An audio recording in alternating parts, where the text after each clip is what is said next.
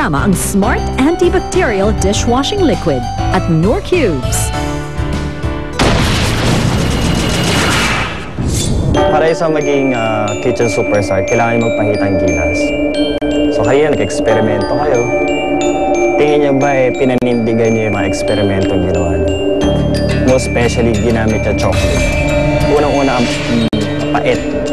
Bakla. Kasi yung zest, diba? Sinama mo yung puti. Ano nangyari? Hindi mo ba tinitikman yung niluluto mo? Tinikman ko rin po. Nag-consulted po ako kay Chef Boy after it. Tapos sinabi niya yung alcohol sa sauce, hindi masyadong naluto daw. Yes po. Yung orange zest po, wala pong grater. So yung ginamit ko po yung knife. Baka po nahalo yung white portion. We're looking for a kitchen superstar. Kung hindi nyo alam mo mapakla dito, wala tayong pinag-uusapan dito. May konting pakla dahil nga sa beer po. Pero duda ka, tingin mo ba masarap yung dinabas mo? Pasado sa panlasa mo? Sa paningin ko po, parang eventually sa end po, no. Basic rule kasi, Red, kung alam mo na hindi mo masarap ang pagkain na ginawa mo, huwag mo na ipa-experience sa ibang tao.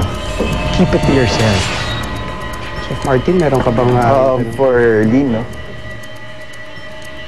Ano nangyari sa sauce mo? Ba't napakatamis? Isa dessert ba yung ginawa mo?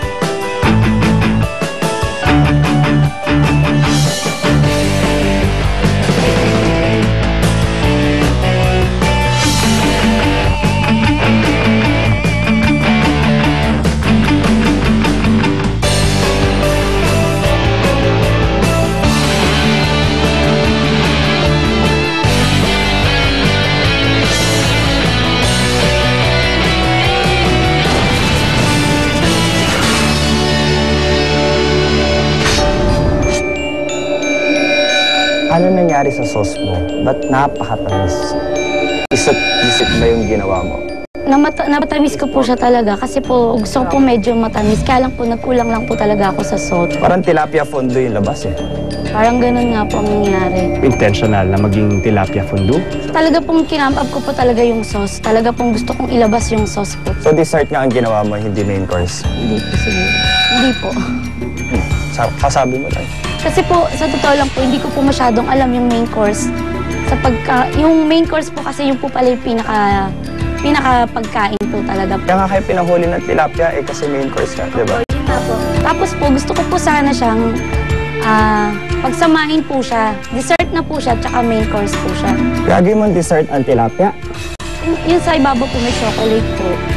Kaso nga po, hindi ko po masa sa inyo. Gusto ko po sana magkaroon ng fusion yung pagkain ko. Kaso po, hindi po masa sa panlasa niyo po.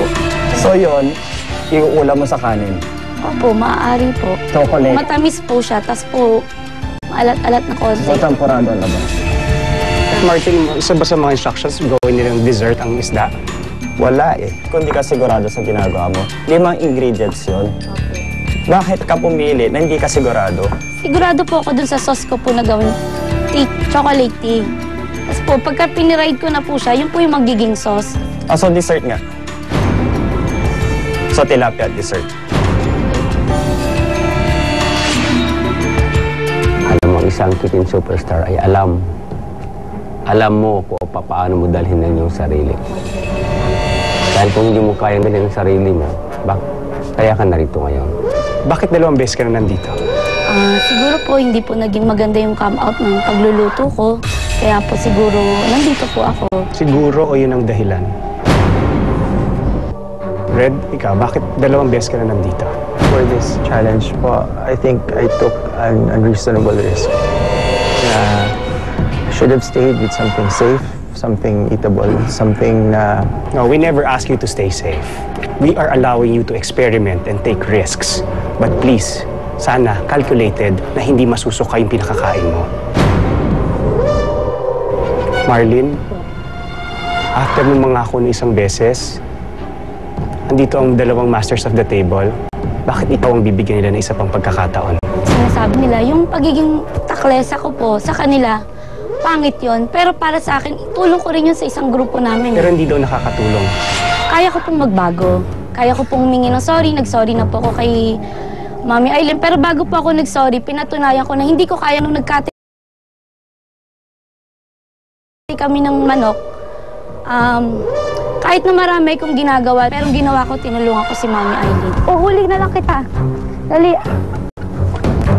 Marlene, kung ikaw ang master of the table, ilabas mo ang sarili mo sa sarili mo, sino sa inyong dalawa ni Red ang bibigyan mo ng pagkakataon? Ako po. Kasi lahat ng sinasabi ko totoo. Bakit hindi si Red ang bibigyan ng pagkakataon? Kasi unang-una, sa team nila Red, laging sarado yung isip niya. Tsaka nakikita niya yung ibang tao.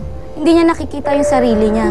So bago ka dapat humusga ng kapwa mo, tignan mo muna yung sarili mo kung sino ka. Maaaring tama ang mga sinabi ni Marlene, hindi aksidente ang pagpunta rito. Anong nangyayari sa'yo, Red? Ayoko pong gamitin na excuse, pero nagsastruggle po ako inside being away from my family. But this is my dream. And along the way, when I commit mistakes po, yung akala mo okay na ginagawa mo, tapos you receive comments from chefs na may mali kang ginawa, which actually nga nangyayari. It hurts the ego po. But you have to have humility to learn po. I mean, these chefs are the best teachers that you can have. Meron ka ba nun? Dahil sinasabi nga nila at obserbasyon din to ng ating Masters of the Table, hindi lang din galing kay Marlene. May katigasan ng ulo mo at hindi ka nakikinig. Tulad kanina, di ba? Tinuruan ka ni Chef Boy paano proper way na pangingisda. Still, pinilit mo pa rin yung alam mo. Tapos ikaw yung huling nag-serve. Nag-try po kasi ako sa tinuro ni Chef Boy. Hindi po ako makakuha. So, bumalik ako. Hindi pa rin ako nakakuha. Bumalik ako kay Chef Boy uli na tinuro. So, like ka sa talaga matigas ang ulo mo. Hindi naman po siguro sa ganyan kasi Paano pa nagtrabaho sa isang restaurant? Sinabi sila, executive chef mo, okay, ganito gayon mo, ganito ganyan. Ano, ipipilit mo pa rin yung gusto mo? hindi po. Isusunod. Kasi ito, training ground na to eh. Ikaw bang kauna-unahang kitchen superstar? Marlene? Nakatulong sa akin yun. Ano ipinaglalaban mo dito? Pinaglalaban ko po dito yung prinsipyo ko. Yung pagiging ako, at saka yung pagiging magaling ko din sa pagluto. Maraming salamat sa iyong dalawa. Narinig na namin at ramdam namin na pareho kayong uhaw sa tagumpay. Maaaring iwanan niyo muna kami sandali.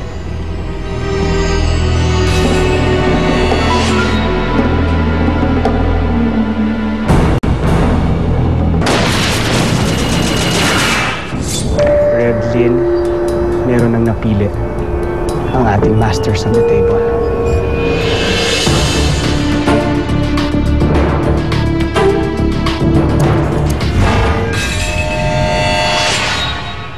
Sa pagkawala ni Jennifer, Nasaan ako?